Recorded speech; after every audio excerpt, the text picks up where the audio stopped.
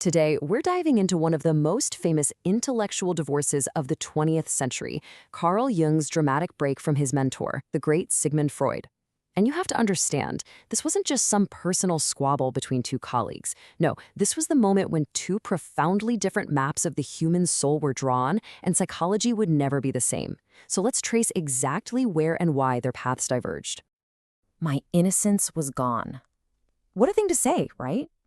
This quote from Jung, it really captures the exact moment his faith started to crack. He was looking at the tools of his trade, things like hypnosis, and he realized something was fundamentally broken. It wasn't just about the technique. He saw that there was this incredibly powerful, unseen human relationship happening behind the scenes of therapy, and he knew, as a scientist, he absolutely had to understand it. All right, so here's our roadmap for this lecture. We're going to follow Jung's thinking step by step. We'll start with his problems with the old methods, then get into his revolutionary idea about neuroses. We'll look at how he completely redefined libido and dreams, tackle the huge split over what a symbol even is, explore the role of the analyst, and finally, land on his vision for a psychology of the future. Okay, let's kick things off right where Jung did, with his growing frustration with the therapeutic tools everyone was using. He looked at them and saw methods that were superficial, sometimes even manipulative, and all based on a really flawed idea of what was actually happening between doctor and patient. So you can see here how Jung laid it all out. He drew a sharp line between what he called suggestion therapy, which, let's be honest, he saw as basically pushing your own ideas onto a patient, and what he considered true psychoanalysis. For Jung, the goal was the exact opposite of coercion. It was about helping the patient uncover their own truth, a truth that was already waiting inside them, not something the doctor could just give them. You know, this wasn't just some abstract theory for him. He had these really telling, almost comical moments that completely destroyed his faith in hypnosis. First, there was an elderly woman who, after a session, didn't thank him for the cure, but for being so decent with her. And it hit him. She was responding to something personal, not the hypnosis. Then, a teenager whose bedwetting problem vanished, but only as long as she could see him.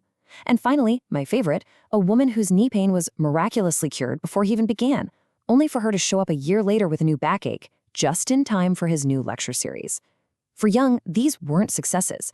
They were glaring proof that the real engine of change was this unacknowledged personal connection, what we now call transference.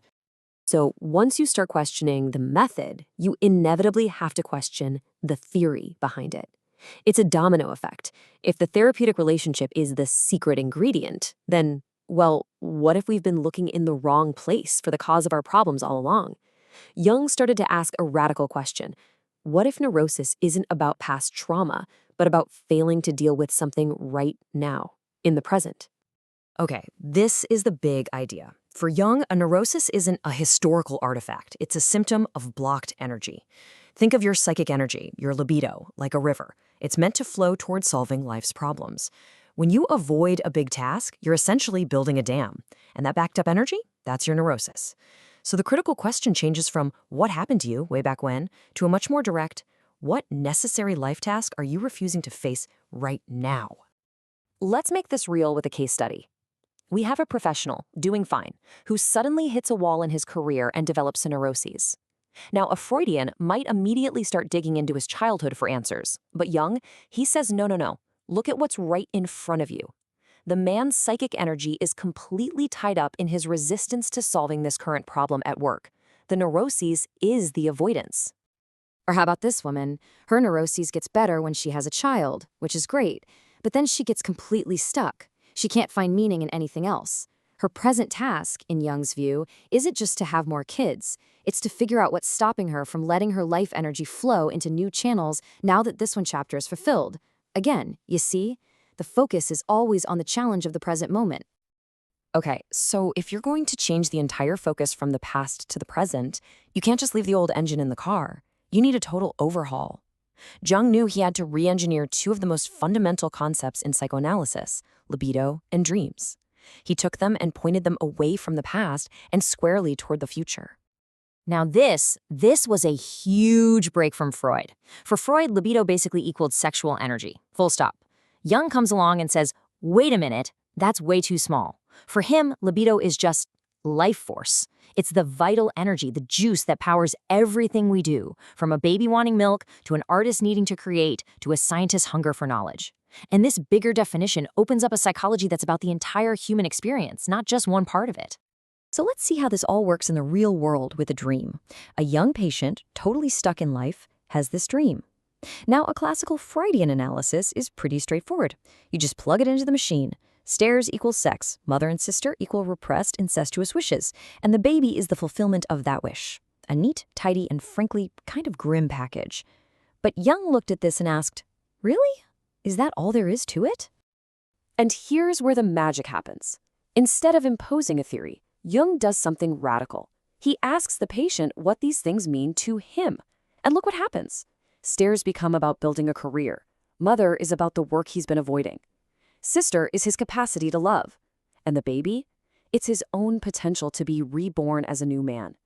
Suddenly, the dream isn't looking backwards at some old trauma. It was practically screaming at him about the future he was running away from. And that dream analysis, right there, it gets us to the absolute heart of the disagreement between these two men. It all boils down to one fundamental question. What is a symbol? And what is it for?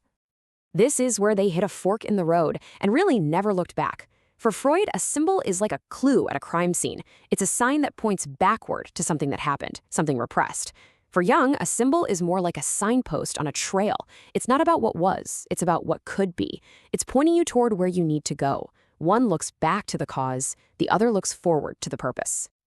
So this whole forward-looking philosophy, it doesn't just stop with symbols. It completely changes how Jung sees the relationship in the therapy room itself, that incredibly intense dynamic we call transference. Now, Jung wasn't throwing the baby out with the bathwater. He agreed with Freud that, yeah, old childhood stuff gets projected onto the analyst. But he said that's only half the story. It's also an instinctive, adaptive process.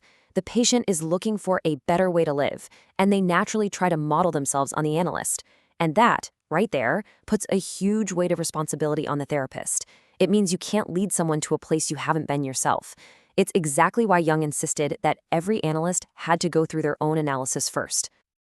And when you put all these pieces together, the focus on the present, the new view of libido and symbols, the importance of the relationship, what you get is Jung's grand vision. It's a psychology that shifts from being an archaeology of the past to being an architecture for the future. It moves beyond just asking why and starts asking, to what end? And this quote just says it all, doesn't it? For Jung, the real sickness of our time isn't trauma, it's aimlessness. It's not about being stuck in the past, it's about standing at a crossroads without a map. The illness comes from failing to find a new purpose, a new way to channel our best energies. So the goal of therapy isn't just to patch you up, it's to help you build your own compass. So in the end, we're left with this question. This is the essential fault line that split these two giants. Is the main job of psychology to be an archaeologist of the mind, digging up the causes buried in our personal history? Or is it to be an architect of the soul, using the raw material of who we are to build a meaningful future? It's not just a historical question, is it? It's a question we all have to answer for ourselves.